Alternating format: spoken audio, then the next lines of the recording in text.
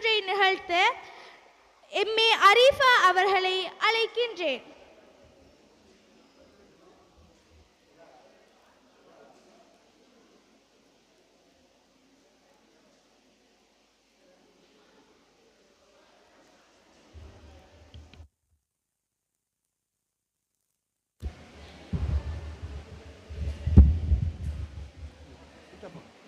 बिस्मिल्लाहिर्रहमानिर्रहीम इन्नल हम्दलिल्लाह नहमदुहु व नस्तईनुहु व नस्तगफिरुहु व नऊज़ु बिल्लाहि मिन शुरूरि अनफुसिना व मिन सय्यिआति अमालिना मन यहदिहिल्लाहु फला मुदिल्ल लहु व मन यहदिलहु फला हादिय लहु व अशहदु अन ला इलाहा इल्लल्लाहु वहदहु ला शरीक लहु व अशहदु अन्न मुहम्मदन अब्दुहु व रसूलुहु अम्मा बाद. இந்நிகழ்வுக்கு வருகை தந்திருக்கும் பாடசாலையின் முதல்வர் அவர்களுக்கும், அஹதியா பாடசாலையினை சிறப்பாக நடாத்தி கொண்டிருக்கும் அதிபர் அவர்களுக்கும் மற்றும் பிரதி அதிபர் அவர்களுக்கும், ஏனைய அதிதிகளுக்கும், ஆசிரியர்களுக்கும், பெற்றோர்களுக்கும் மற்றும் என் சக மாணவ தோழிகளுக்கும், உங்கள் அனைவருக்கும் இஸ்லாத்தின் காணிக்கையானதும் சொர்க்கத்தின் காணிக்கையானதுமான சலாத்தை ஏற்றி வைக்கின்றேன். அஸ்ஸலாமு அலைக்கும் வரஹ்மத்துல்லாஹி வபரகாத்துஹு.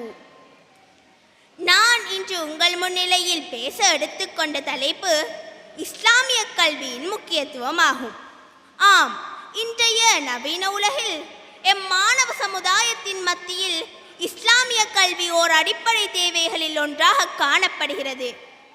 இஸ்லாமிய கல்வியின் முக்கியத்துவத்தை சரியாக உணராமல் உலக கல்விக்கு மாத்திரம் முக்கியத்துவம் வழங்கி வரும் ஆடம்பரம், அறியாமை, பகட்டுக்களுக்கு அடிமையாகி தங்களது இம்மை மறுமை வாழ்வை சீரழித்துக் கொண்டிருக்கின்றனர். எமது இம்மை மறுமை வாழ்வை நெறிப்படுத்த மார்க்க கல்வி அவசியமாகும். இதனையே அல் குர்ஆனும் அல் ஹதீஸ்களும் வலியுறுத்துகின்றன. قال رسول الله صلى الله عليه وسلم طلب العلم فريضة على كل مسلم ومسلمة. நபிமணி ஸல்லல்லாஹு அலைஹி வஸல்லம் அவர்கள் கூறினார்கள், மார்க்க அறிவை தேடுவது முஸ்லிமான ஆண் பெண் இருபாலார் மீதும் கட்டாய கடமையாகும். ஆதாரம் திர்மிதி.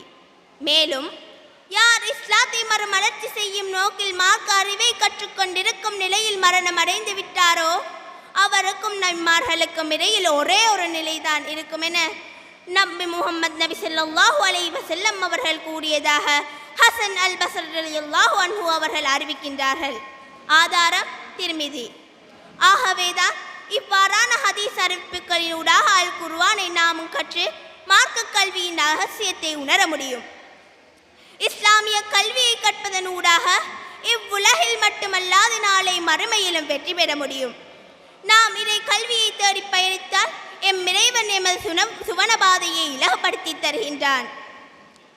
கல்வி என்பது மனிதனை மனிதனாக, மனிதநேயமுள்ளவனாக, சீர்பெற்றவனாக மாற்ற வேண்டும். அவனது ஆளுமையை வெளிக்கொண்டு வர வேண்டும். அது மட்டுமல்லாமல்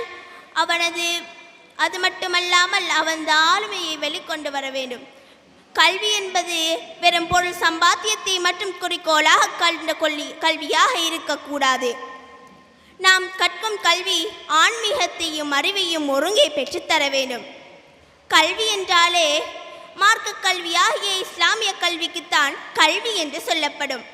நாம் கல்வி என்கின்ற பெயரில் கற்கும் இலக்கியம், இலக்கணம், விஞ்ஞானம், உயிரியல் போன்ற அனைத்துமே கல்வி அல்ல, அவை கலைகளாகும். நாம் ஒரு பக்கம் அவற்றை கற்று அவற்றில் பாண்டித்தியம் அடைந்தாலும் முழுமையான நல்லொழுக்கத்தை மார்க்க கல்வியை கற்பதனூடாக மாத்திரமே பெற்றுக்கொள்ள முடியும். இவ்வாறான கல்வியை நாம் அஹதியா பாடசாலைக்கு செல்வதனூடாக மாத்திரமே பெற்றுக்கொள்ள முடியும். பாடசாலைகளில் கற்பிக்கப்படாத மேலதிக மார்க்கம் சம்பந்தப்பட்ட கல்வி இங்கு கற்பித்து தரப்படுகிறது. ஆகவேதான் இவ்வாறான கல்வியை நாம் தவறவிடாமல் முழுமையாக பெற்றுக்கொள்ள முயற்சி செய்ய வேண்டும். ஆகவே ஒரு முஸ்லிமின் உண்மையான வெற்றியாகிய மார்க்க அறிவை தேடுவதில் நாம் அதிகம் ஆர்வம் காட்டி எமக்கு கிடைக்கும் சொற்ப நேரங்களில் கூட பொழுதுபோக்குகளில் வீணடிக்காமல் ஹதீஸ் மொழிபெயர்ப்புகளை கேட்டு எமது மார்க்க அறிவை பெருக்கிக் கொள்வோமாக என கூறி வாய்ப்புக்கு நன்றி தெரிவித்து விடைபெறுகிறேன். வாஹித் அவானான் அல்ஹம்துலில்லாஹி ரப்பில் ஆலமீன். அஸ்ஸலாமு அலைக்கும் வரஹ்மத்துல்லாஹி வபரகாத்துஹு.